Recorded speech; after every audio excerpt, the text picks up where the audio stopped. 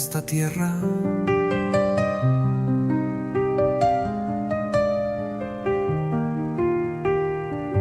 Diversa y caliente, que duerme en sus entrañas, cada tiempo nos despierta y la historia revierte.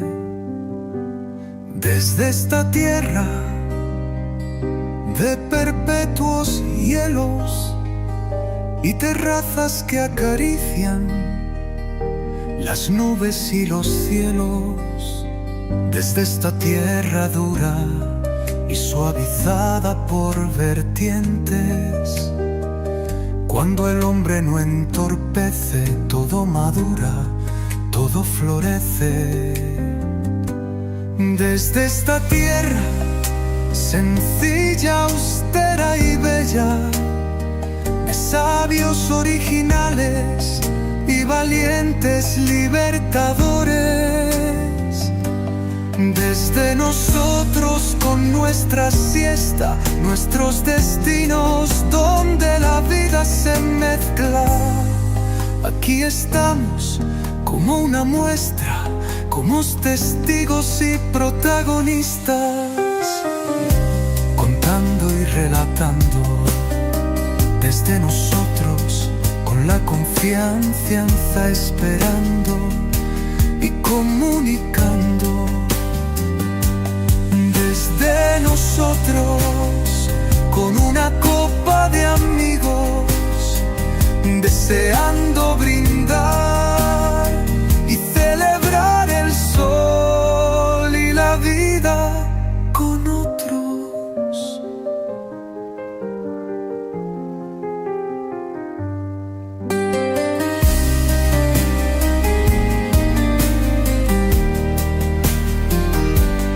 Desde esta tierra de perpetuos hielos y terrazas que acarician las nubes y los cielos, desde esta tierra dura y suavizada por vertientes, cuando el hombre no entorpece, todo madura, todo florece. Desde esta tierra sencilla, austera y bella, de sabios originales y valientes libertadores, desde nosotros con nuestra siesta, nuestros destinos, donde la vida se mezcla.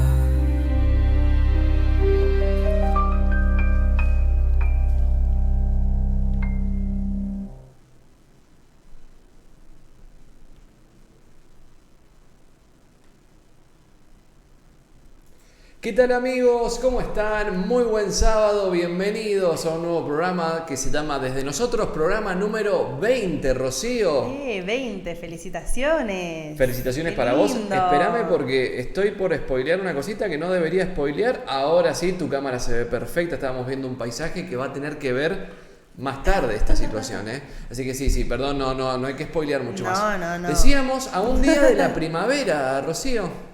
A un día de la primavera. Qué Mañana, lindo. 21 de septiembre. Es la mejor época del año para mí. ¿Sí? ¿Es tu preferida? Es mi preferida, sí. Porque bueno, yo no sufro de alergias, no sufro de Sí, nada. ¿no? Entonces, la otra vez hablaba con una persona que me decía eso, que creo que era en el Uber, creo que yo veníamos hablando de eso, y me decía que para él no le gustaba para nada por bueno, esto, por las alergias, por el polen, por la suciedad, por esto, por aquello. Pero bueno, para mí salir y ver flores, ver los árboles con saliendo los frutos es hermoso. Las flores, exactamente, sí. Lo que pasa que parece que se ha invertido en realidad porque esta semana tuvimos mucho calor, sí, máximas que superaron los 30 grados, por ejemplo, el día jueves. Y la semana que viene y todo este fin de semana, y por lo menos al principio de la semana que viene, estaría fresco y frío.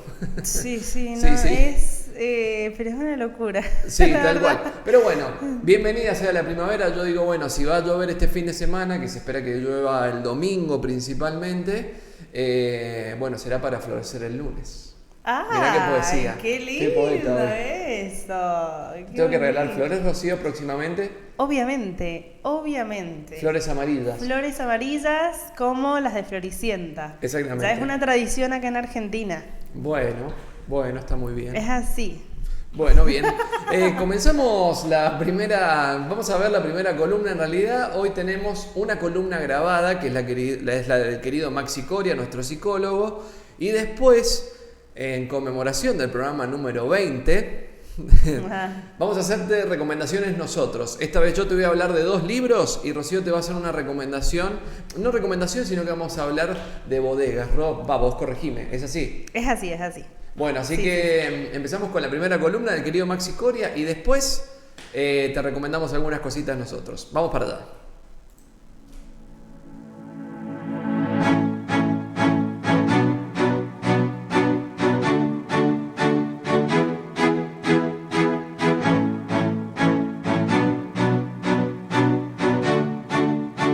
Decían nuestros abuelos, el hombre propone y Dios dispone. Con esa intuición sencilla, con esa sabiduría de la vida, de poder distinguir aquellos elementos que nosotros podemos controlar, poder proponer, poder actuar, y otros elementos, otras variables, dirían los científicos, a las que no podemos controlar. Y entonces necesitamos reconocer ese espacio entre lo que sí puedo, está en mis manos, de aquello de que no. Eso me trae serenidad. Paradójicamente, cuando quiero controlar lo que no puedo, me descontrolo.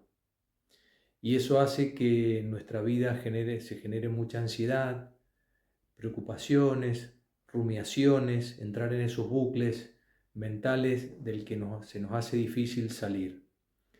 Entonces, un buen ejercicio a la hora de mirar un poco nuestra vida y lo que vamos transitando es qué es lo que está bajo mi control y qué no.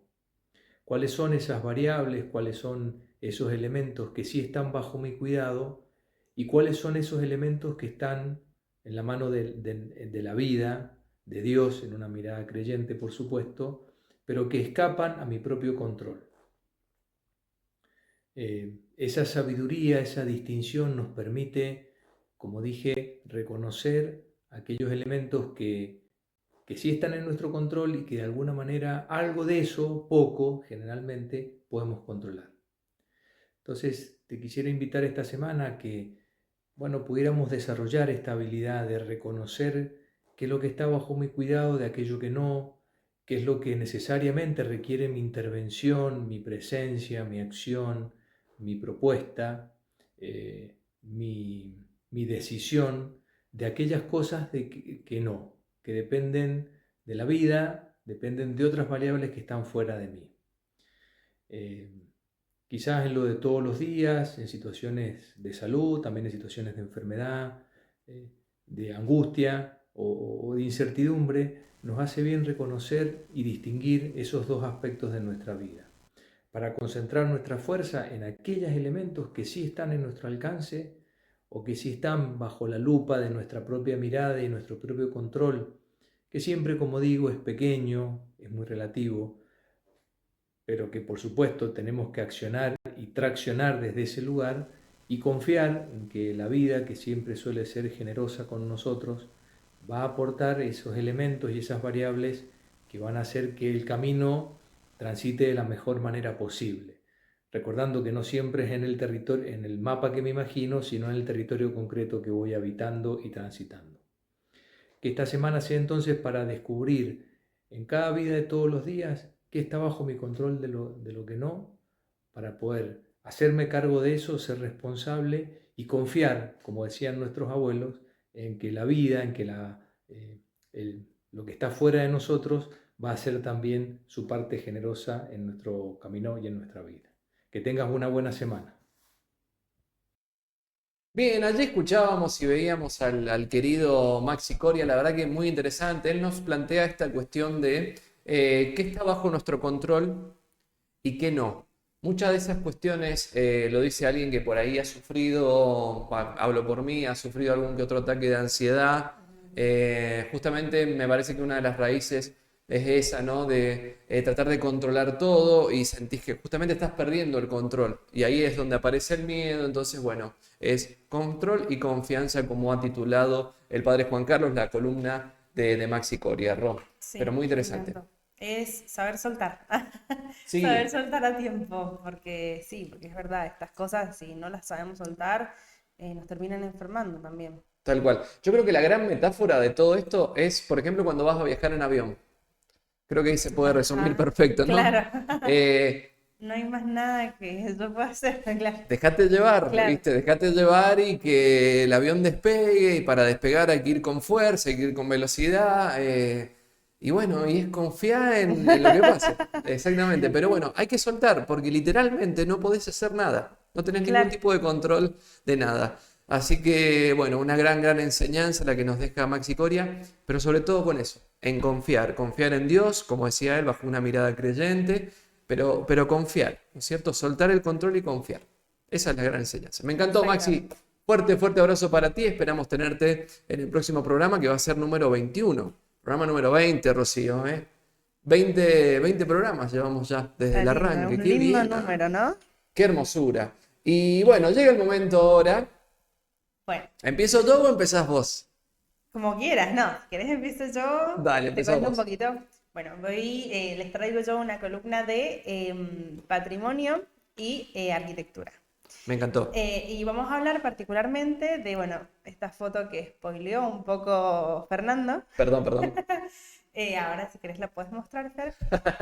Pero bueno, de las icónicas, la arquitectura de bodegas en Mendoza.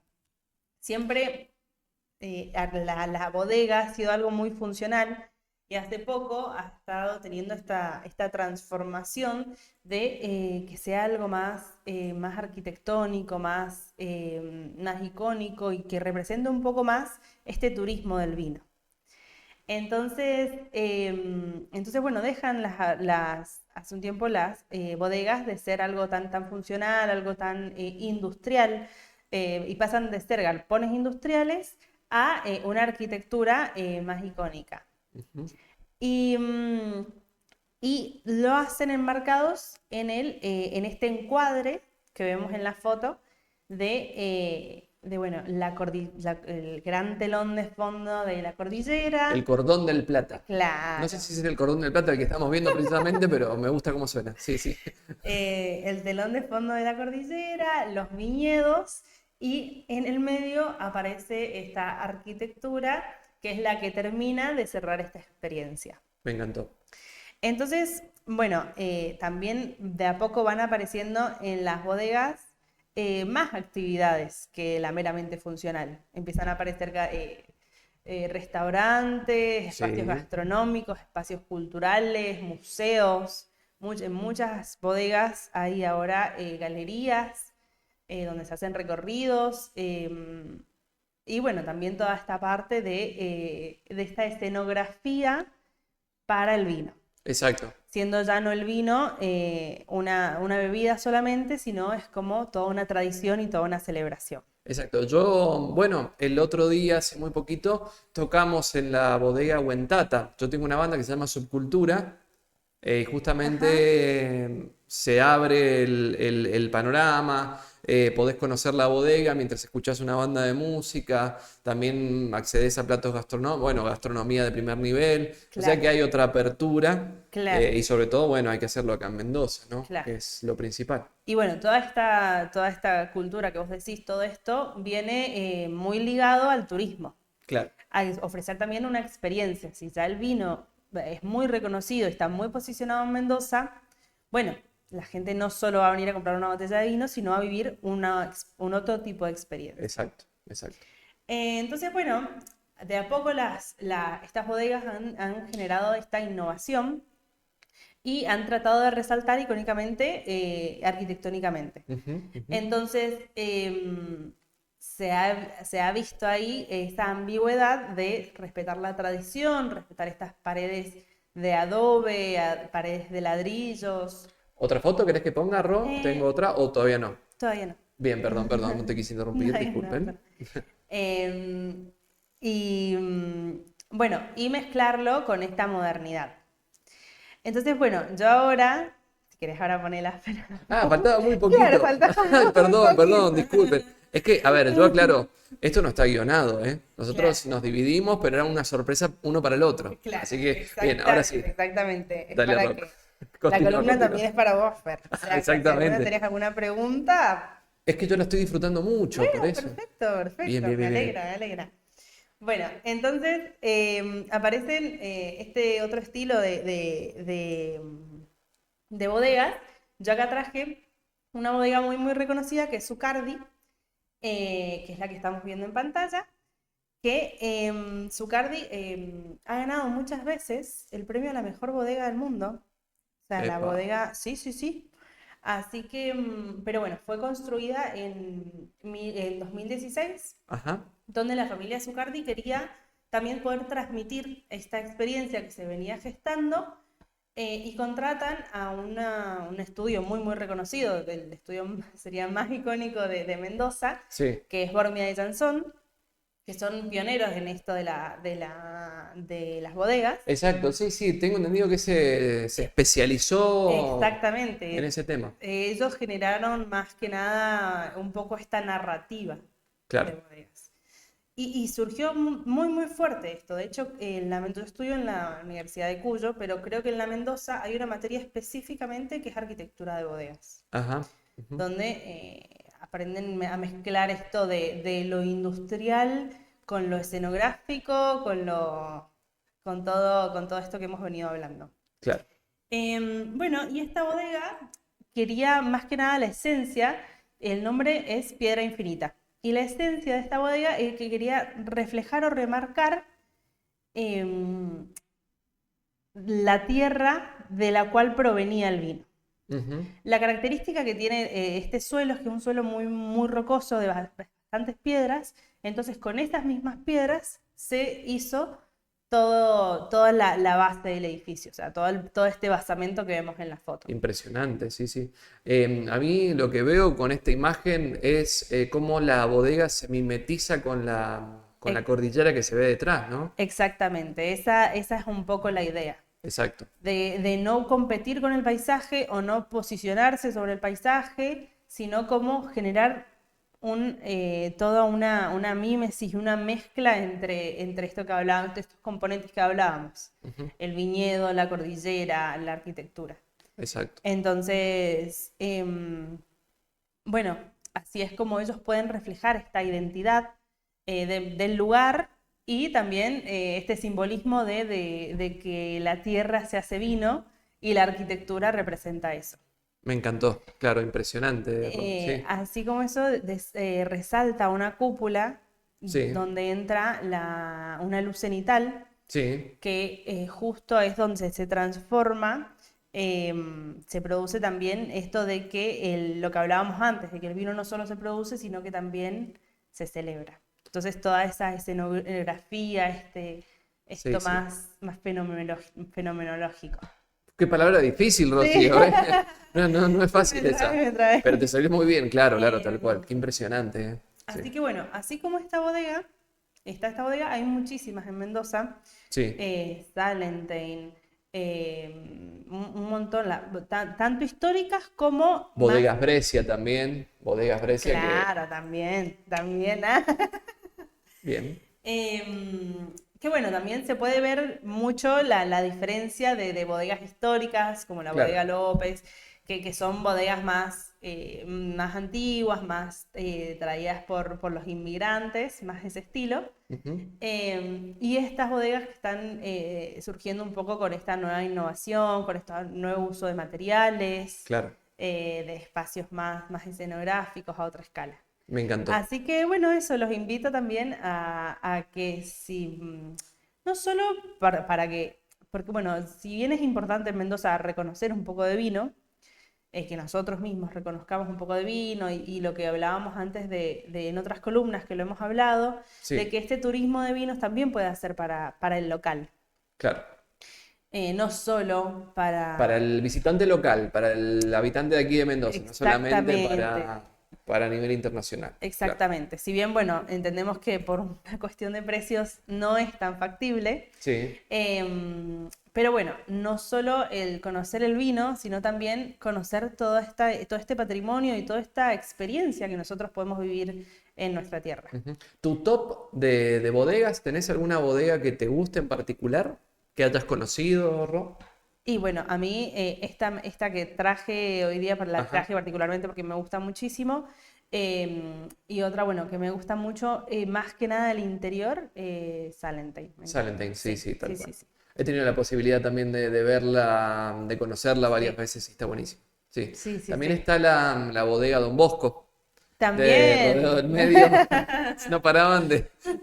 Pero Son bueno, chivos internos. sí, sí.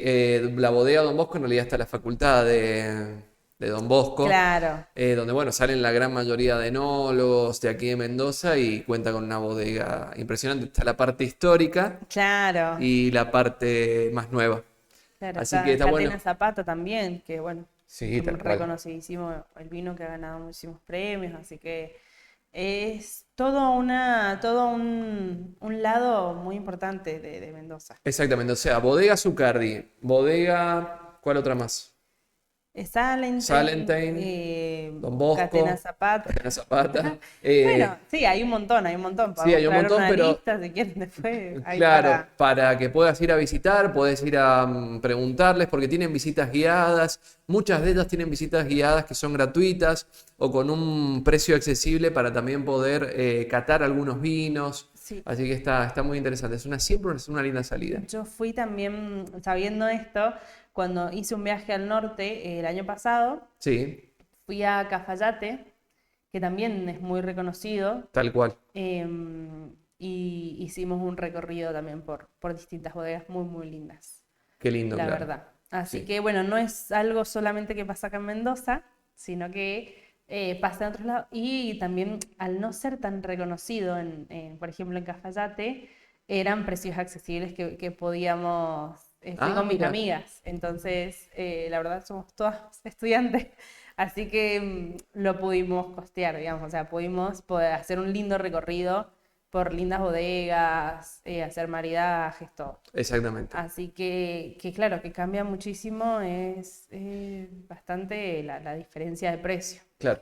Pero bueno, ese ya es un factor que Otro tema. nosotros no podemos, claro, que ya no depende de nosotros. Bien, bien, perfecto. Bueno, Ro, me encantó. Y está hecha la recomendación también para conocer estas bodegas, por supuesto, y conocer un poquito también de la historia arquitectónica, estas nuevas corrientes arquitectónicas que se vienen, pensadas para el turismo, pensadas para hacer toda una experiencia, no solamente un galpón, sino Exactamente. que bueno, también forma parte de eso. Bien, vamos a una pequeña tanda, enseguida seguimos con mucho más desde nosotros.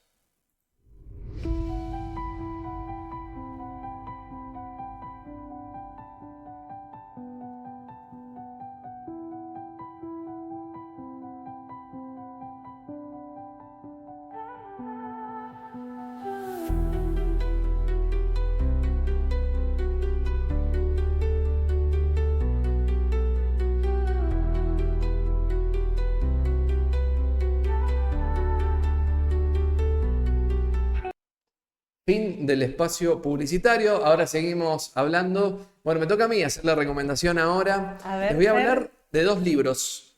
Dos libros que para mí fueron muy importantes. ¿Los ves, Rocío? Ajá, me encanta. Uno es El boxeador que sonreía demasiado, que fue escrito por el periodista Rolando López, periodista mendocino, que lamentablemente nos dejó en el año 2021. Rolando trabajó muchos años, aproximadamente 20 años, en Diario Los Andes. Ajá. Era el editor de la sección de policiales, un escritor fabuloso, fabuloso realmente.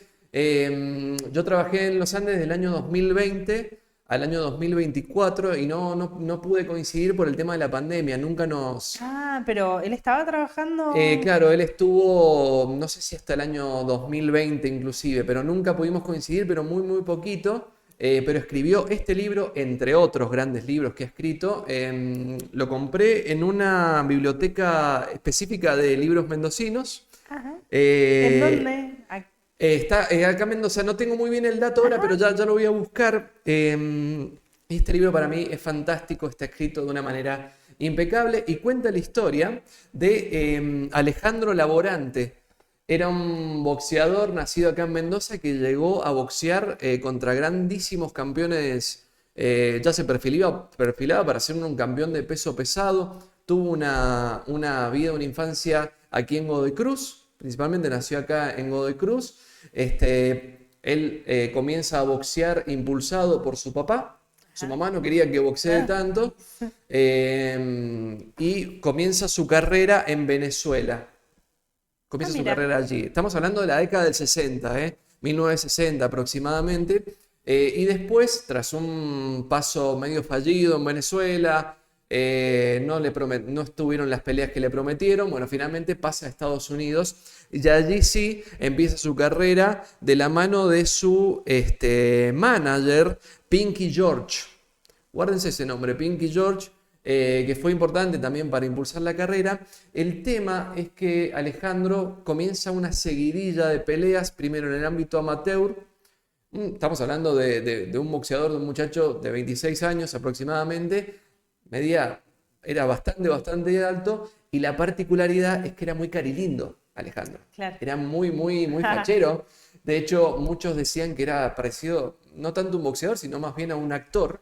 Ah, mirá. Y la particularidad es que lo que logra él es que empieza a acercarse mucho el público femenino a ver peleas de box. Ah, claro, atrae. Exacto, sí. De hecho, como te digo, eso es un pequeño spoiler. Lo empiezan a vincular más con el mundo del cine a él. Bien, entonces, bueno, el libro la verdad que está muy interesante. Él, bueno, no tuvo lamentablemente un buen final, justamente por la seguidilla de peleas que enfrentó. Eso muchos lo atribuyen a su manager, que lo hizo pelear muy seguido en búsqueda de, una vez que ya pasa del ámbito amateur, pasa al ámbito profesional, comienza a pelear ya así con boxeadores, con gente de peso pesado. De hecho, una de las últimas peleas que él lamentablemente sufre fue contra Cassius Clay, conocido como Mohamed Ali.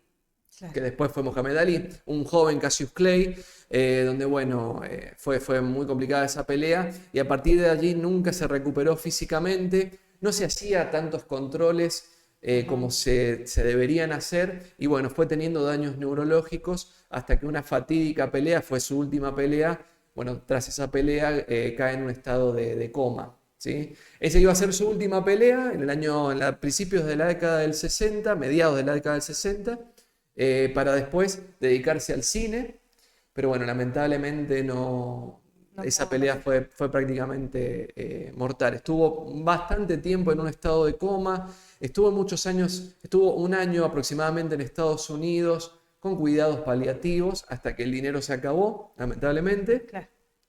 Y fue traído acá a la República Argentina, fue traído a Mendoza, donde, bueno, lamentablemente muy jovencito falleció en el año 60, ¿sí? En la década del 60. Así que, pero bueno, es un grandísimo libro para conocer a este gran deportista mendocino. No todos lo conocen, estamos hablando de hace varios años, y de hecho la crítica que hace este libro también, bueno, no sé si llamarlo crítica, sino lo que ocurrió en ese tiempo fue que la prensa argentina no le daba el lugar que se merecía Alejandro Laborante. Así que bueno, la verdad una historia muy interesante, nos toca particularmente porque hablamos de un deportista mendocino que llegó a las grandes ligas, llegó a boxear contra grandísimos boxeadores, y sus restos descansan aquí en el cementerio de la capital. Así que es un buen momento. Yo tenía muchas ganas cuando leí el libro.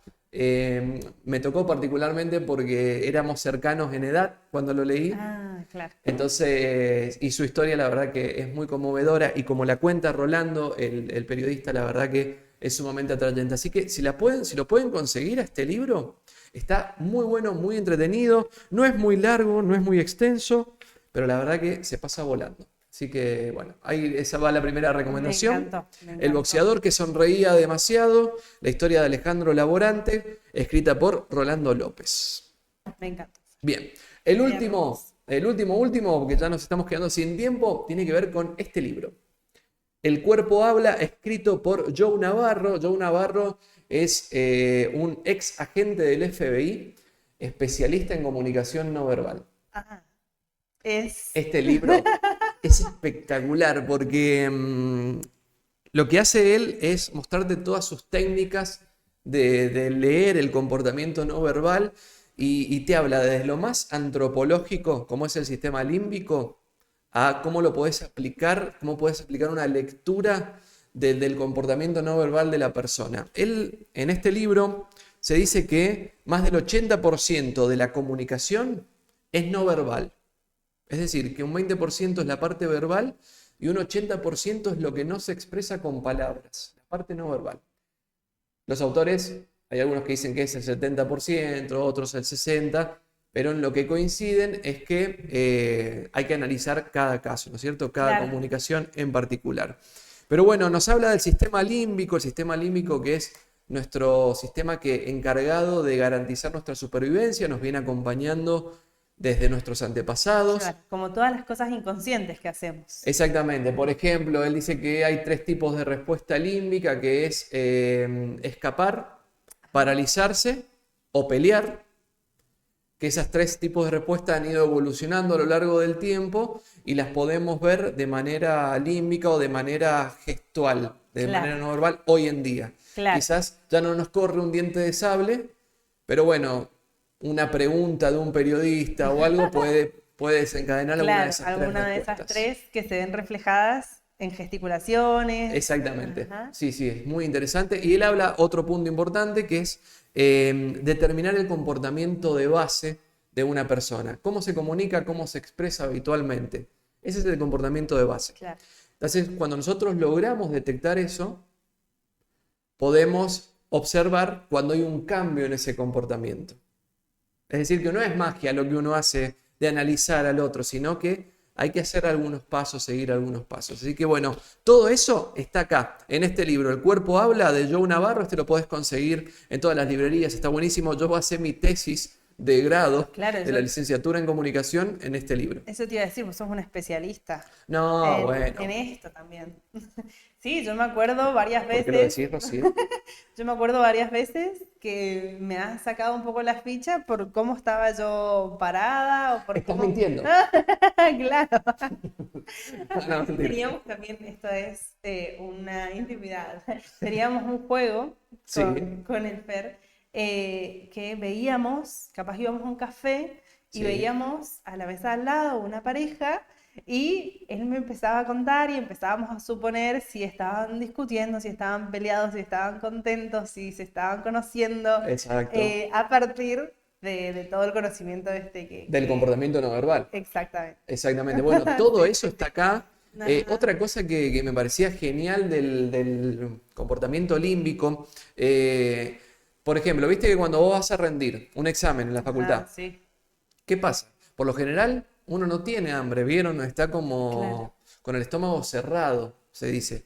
Bueno, eso es porque nuestro cerebro se prepara para una situación de estrés y lo que hace es enviar la mayor sangre posible a los miembros exteriores, es decir, los brazos, las piernas. Entonces, no queda, hablando en criollo, no queda sangre en el estómago como para digerir. Claro. Es como que el cuerpo te dice, ahora sobrevivamos a esta situación, después comemos. Claro. Viste que después cuando pasó la situación de estrés, un examen, por ejemplo, en la facultad, bueno, ahí sí, recuperamos el apetito, nos relajamos un poquito más y empezamos a volver a la normalidad. Bueno, todo eso tiene que ver con el cerebro límbico. Exactamente. De nuestros antepasados, la herencia de nuestros antepasados. Así que bueno, 2 libros, 2 recomendaciones. El boxeador que sonreía demasiado, de Rolando López, espectacular periodista que nos dejó lamentablemente, y El cuerpo habla, de Joe Navarro, maravillosos ambos libros, es la recomendación que les puedo hacer, los que he leído yo por lo menos, y también decirles que la próxima semana Mendoza se prepara para recibir una nueva edición de la Feria del Libro, así que todos estos libros los vas a poder conseguir seguramente, por lo menos este lo vas a poder conseguir a partir del 25 de septiembre al domingo 5 de octubre en el Espacio Cultural Julio Leparc. Me ¿Vamos a encantó. ir? Vamos a ir, 100%. Seguramente. Ajá. Bueno, Rocío, nos hemos quedado sin tiempo del programa del día de la fecha. Esperamos de corazón que les haya gustado. Programa número 20. Ro, ¿la pasaste bien? ¿Te gustó? Me encantó, me encantó. Re lindo. Fueron distintas columnas, pero bueno, aprendí igual. Me Exactamente, encantó. yo también aprendí mucho, Rocío. Muy bien, muy bien. Mm. Bueno, gente linda, nos volvemos a encontrar la próxima semana con mucho más desde nosotros. Gracias por acompañarnos a lo largo de estos 20 programas. Ha sido un placer. Un abrazo enorme, como siempre, al querido padre Juan Carlos. Mejorate prontito y nos vemos la próxima semana, Ro. Nos vemos la próxima semana. Dale. Besitos. Chao, chao. Chao.